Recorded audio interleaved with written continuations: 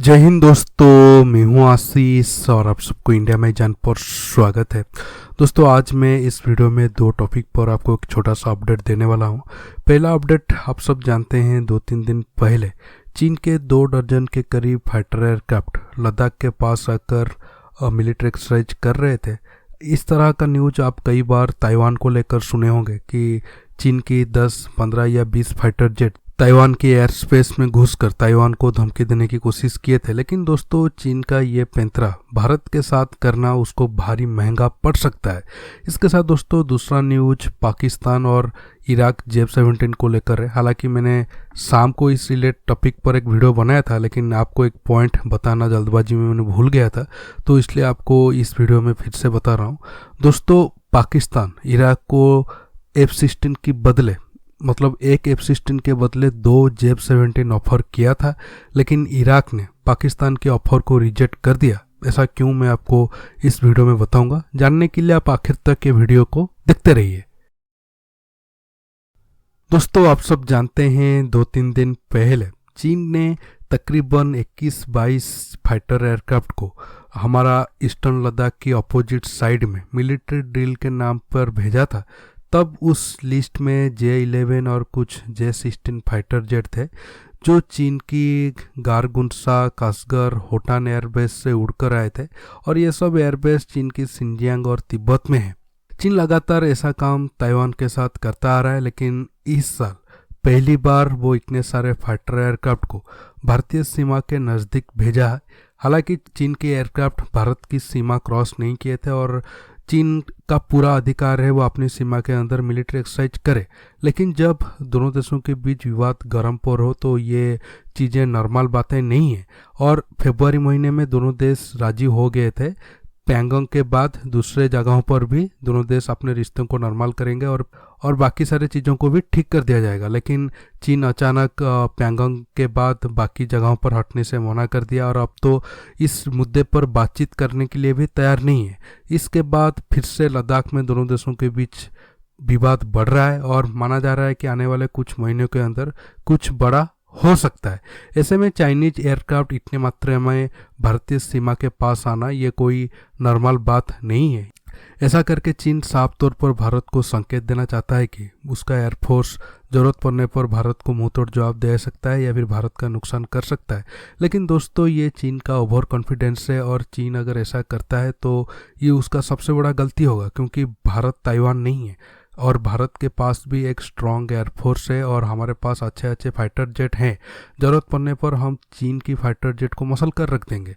हमारे पास राफेल से लेकर MiG-29, मिराज 2000, सुखोई 30 MK जैसे अच्छे अच्छे फाइटर जेट हैं और ये चीन की फाइटर जेट को मुंहतोड़ जवाब देने में थोड़ा सा भी विलम्ब नहीं करेंगे। इसलिए अगर चीन विवाद को ज़्यादा बढ़ाता है तो उसको फ़ायदा कम, नुकसान ज़्यादा होगा। हाँ, देखिए, भारत चीन के साथ जंग नहीं चाहता है, लेकिन चीन अगर उकसावे वाली हरकत की तो भारत चीन को मुंहतोड़ जवाब देकर घुटने पर लाने में ज़्यादा देर नहीं करेगा। दोस्तों, अब मैं पाकिस्तान के ऊपर आता हूँ। दोस्तों, अब से कुछ घंटा पहले मैं पाकिस्तान के F-16, इराक, अमेरिका के ऊपर एक वीडियो बनाकर बताया था कैसे पाकिस्तान अब सेकेंड हैंड F-16 खरीदने के लिए इंटरेस्टेड है। इसलिए वो अमेरिका से लेकर इराक तक बातचीत कर रहा है ताकि उसे सेकेंड हैंड F-16 मिल जाए। लेकिन इराक, अमेरिका, सारे देश उसे सेकेंड हैंड F-16 देने के लिए मना कर रहे हैं। वजह क्या है मैं आपको पहले बताया था, उसे रिपीट नहीं करूँगा। एक इम्पोर्टेंट पॉइंट मैं मिस कर दिया था जो काफ़ी ज़रूरी है आप सबको जानने का, इसलिए मैं आपको फिर से रिपीट कर रहा हूँ।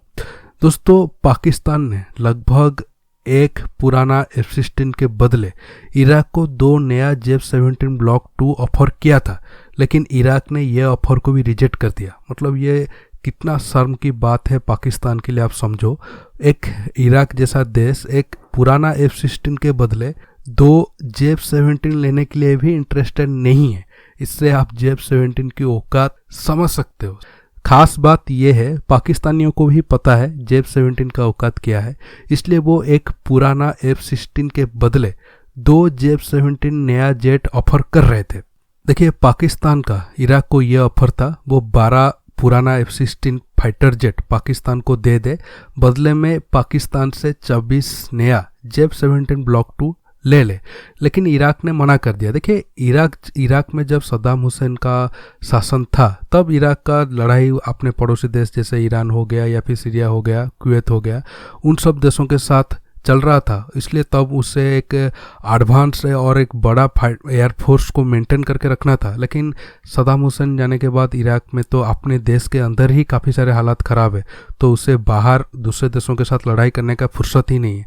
इसलिए इराक को अब बहुत ज़्यादा नंबर पे फाइटर जेट या फिर एडवांस फाइटर जेट रखने की ज़रूरत नहीं है। अब इराक के पास तकरीबन 38 F-16 है, लेकिन कई सारे F-16 स्पेयर पार्ट के अभाव में ऐसे ही ग्राउंडेड है। तो पाकिस्तान को लगा वो अपना J-17 इराक को देकर एक्सचेंज में उससे F-16 ले लेगा। हालांकि इराक ने ऐसा करने के लिए मना कर दिया। हालांकि ये सब इराक के हाथ में भी नहीं है। जब तक अमेरिका नहीं चाहेगा, इराक चाहकर भी पुराना F-16 पाकिस्तान को नहीं दे पाएगा। अब अमेरिका पाकिस्तान के ऊपर बहुत ज़्यादा खुश भी नहीं है, क्योंकि पाकिस्तान ने पहले हाँ कर बाद में अमेरिका को नया एयरबेस देने के लिए एक तरह से मना कर दिया है या फिर इस मामले को बीच में ही लटका दिया है।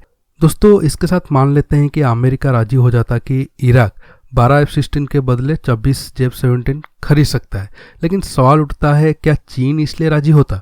क्योंकि देखिए, ऐसा होने का मतलब ये है अमेरिका और पाकिस्तान के बीच नज़दीकियां बढ़ना, जो चीन की इंटरेस्ट के लिए नहीं है। और आज भी J-17 का ज़्यादातर पार्ट चाइना में बन रहा है। हाँ, पाकिस्तानी सीना चौड़ा करके ये बोलते हैं कि J-17 पाकिस्तान का ही फाइटर जेट है, लेकिन इस फाइटर जेट का जो भी कुछ बनता है उसका ज़्यादातर हिस्सा चीन में बनकर आता है सिर्फ, और पाकिस्तान में आकर असेंबल्ड होता है।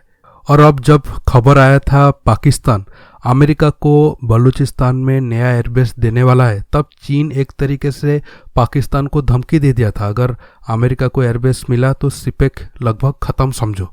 तो ऐसे में चीन क्या राजी होता J-17 बनाकर इराक को देने में? तो ये एक बड़ा सवाल था। लेकिन ये सारे सवाल आने से पहले ही अब लेटेस्ट अपडेट ये है, इराक ने 2 नया J-17 ब्लॉक 2 के बदले अपना पुराना F-16 फाइटर जेट को पाकिस्तान को देने के लिए मना कर दिया है, जो पाकिस्तानी एयरफोर्स हो या फिर पाकिस्तानी आवाम के लिए एक बड़ी शर्म की बात है।